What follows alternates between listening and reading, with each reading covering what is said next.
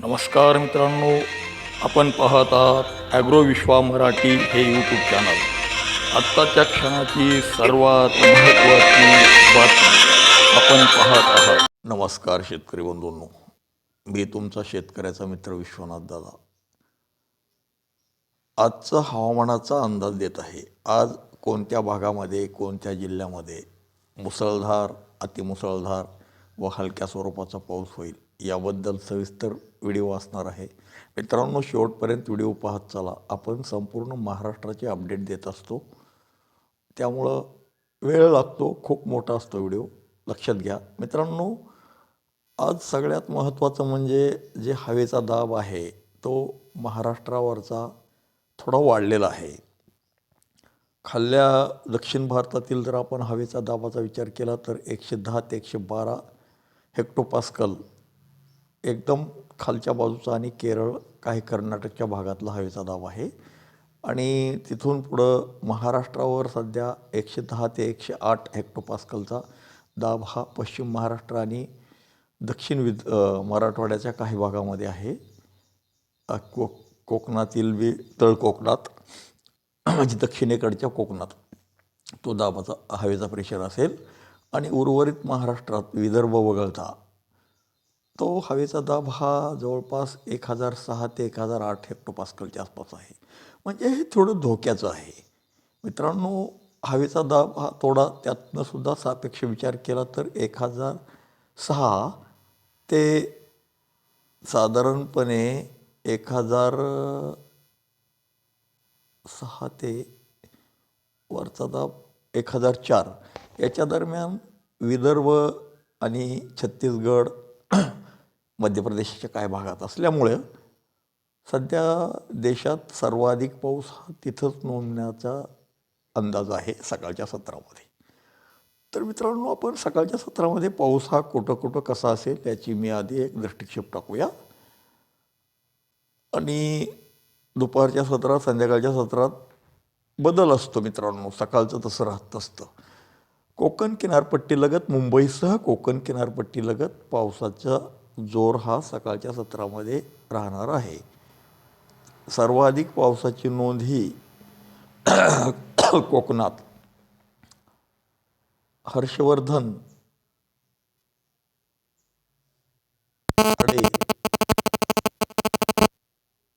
मसला म्हणजे ह्या भागामध्ये होईल. आणि मुंबईला सुद्धा मित्रांनो पाऊस हा टिकून आणि रिपरिप पाऊस हा खूप म्हणजे कॉन्स्टंट राहील. ते वातावरण, ढगाळपणा हा संपूर्ण म्हणजे ही 11-12च्या दरम्यानची व्ह्यू आहे मित्रांनो. तर खूप म्हणजे पश्चिम महाराष्ट्रासह पश्चिम महाराष्ट्रातील पुणे आहे, पुण्याच्या बाजूला जो उत्तर महाराष्ट्रातील अकोला आहे, घोटी, नाशिक, त्र्यंबकेश्वर, जव्हार, मुरबाड या भागात सुद्धा रिपरिप पाऊस हा सकाळच्या सत्रातच चालू राहील. तो पाऊस नाशिकच्या अकोल्याकडली जी बाजू आहे, कोपरगावकडली, तिकडे थोडं कमी असेल जोर. आणि वरती नंदुरबार, मालेगाव तिकडं सुद्धा रिपरिप पाऊस चालू राहील. आणि तसंच आपण जर वरती गेलो तर मालेगाव ते पाचोरा, कन्नड वगैरे तिथपर्यंत, म्हणजे कन्नड हा छत्रपती संभाजीनगरचा तालुका आहे, तिथपर्यंत रिपरिप पाऊस चालूच राहील. आणि महाराष्ट्रात अधूनमधून जसं की संभाजीनगर ते परतूर हा भागसुद्धा रिपरिप छोटंसं स्मॉल रेन चालू राहील. बीडमध्ये काही अंशी कमी असेल जोर, बीड ते माजलगावपर्यंत, बीड ते जामखेडपर्यंत, बीड ते पैठणपर्यंत, म्हणजे छत्रपती संभाजीनगरपर्यंत म्हणलं तरी ते वावगं ठरणार नाही. पण मित्रांनो, आपण थोडं लाँग रूटचं बोलूया.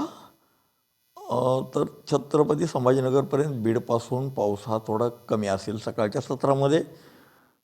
आणि मित्रांनो, त्यामध्ये आपल्याला जो धाराशिवचा सुद्धा म्हणजे जो कळंब आहे, भूम आहे, परांडा आहे, त्या ठिकाणी सुद्धा केवळ ढगाळपणाच असेल, कुठंतरी तुषार सिंचनसारखी फिसफिस येऊ शकते सकाळच्या सत्रामध्ये.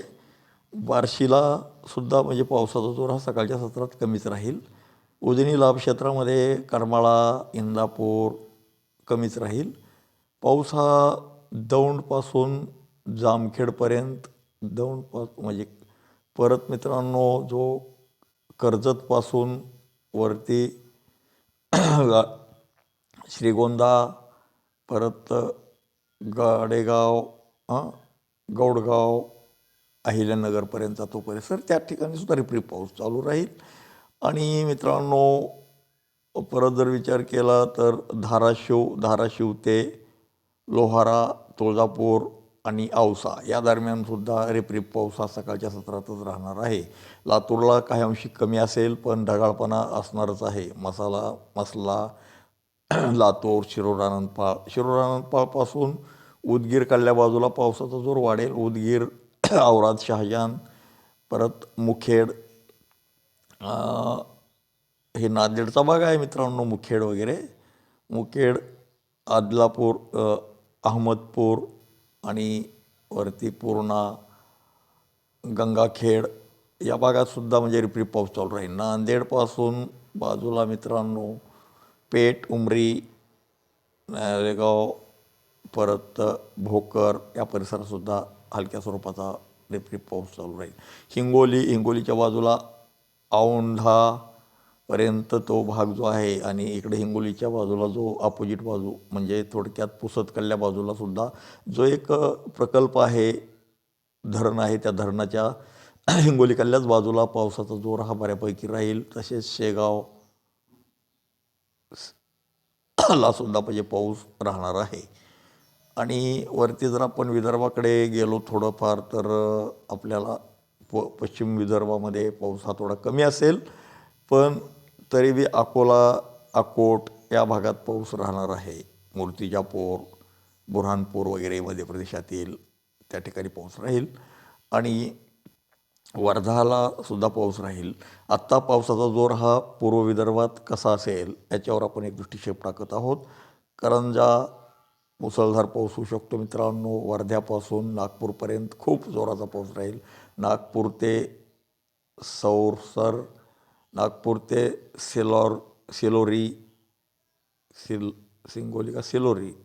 आणि नागपूरपासून भंडारा, गोंदिया, उमरेड, तसेच चिमूर भागात मुसळधार पावसाची शक्यता आहे मित्रांनो सकाळच्या सत्रातच. आत्तासुद्धा त्या ठिकाणी बऱ्यापैकी पाऊस चालू असेल. परत तर मित्रांनो तुम्हाला हे केवळ हवेच्या प्रेशरचा परिणाम आहे. तुम्हाला मी जो सांगितला होता आपल्या विदर्भावरच 106, हे पहा 106 ते 104च्या दरम्यानचा हवेचा दाब असल्यामुळं त्या भागात पावसाचा जोर आहे. तुम्हाला मी मुद्दाम मॅप छोटा करून दाखवतो.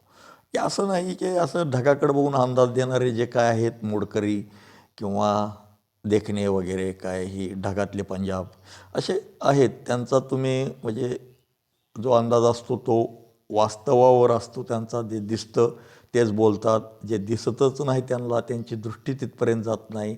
काही जणांचं स्टुडिओ मोठं आहे, तर काही जणांचा रुबाब मोठा आहे, तर काही जणांचे शब्द मोठे आहेत, पण जे निरीक्षण करायला पाहिजे तिकडं ते जातच नाहीत. ओके मित्रांनो, आपण आता दुपारच्या सत्रामध्ये कशा पद्धतीने बदल होईल याच्याकडे एक दृष्टिक्षेप टाकू. तर तो पुन्हा एकदा मित्रांनो नमस्कार. तुम्हाला मी आज दुपारच्या सत्रामध्ये पाऊस कसा राहील याची माहिती देत आहे.